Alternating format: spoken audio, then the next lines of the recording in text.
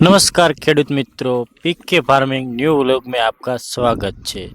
तो जे काळुभाई मानाभाई पटेल एमने जे ચોમાસું કાળિંગા વાયા હતા તે જુઓ કાળિંગા પાકી ગયા છે એકદમ। તે ચોમાસામાં વહેલા થોડા વાવેલા હતા, લગભગ 5મા મહિનામાં લગાવેલા હતા, તે આજે 2 મહિના ને 10-15 જેવા દિવસ થયા છે અને સરસ કાળિંગા ભેગા પાકી ગયા અને આજે કાળિંગા ભેગા કરવાનું ચાલુ કરી દીધું છે। જુઓ કાળિંગા 5 થી 6 મલ્ચિંગની રોલમાંથી 1.5-2નો ટોલો ભરાણું છે।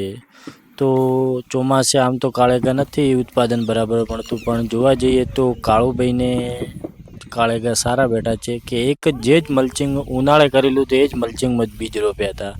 આમાં નવું મલ્ચિંગ નથી કર્યું કે જે જૂનું મલ્ચિંગ હતું એમાં જ બીજ રોપ્યા હતા અને 2 મહિનામાં કાળિંગા પાકી ગયા। તો આજે કાળિંગા ભેગા કરવાનું ચાલુ કરી દીધું છે।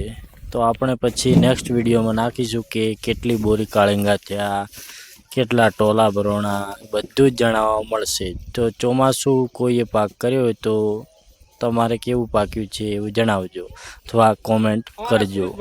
કાળુભાઈને જોવા જઈએ તો સારામાં સારો પાક પાક્યો છે। તો હજુ આપણે ઉત્પાદન લઈએ ત્યારે ખબર પડે કે કેટલા બોરી કાળિંગા થયા। જો અમને આ બીજું નવું વાવેતર કરેલું છે તે કાળિંગા છે અને સામે અમને ઘાસ ઊભું છે અને આ જે મજૂર લઈ દીધા છે ભેગા કરવા માટે, એટલે કાળિંગા ભેગા કરવાનું ચાલુ છે। સરસ, વેલ ડન। જો આપણે ફાઇનલી ટોલું ભરાઈ રહ્યું અને ટોલું ખાલી કરવા માટે પહોંચી ગયા।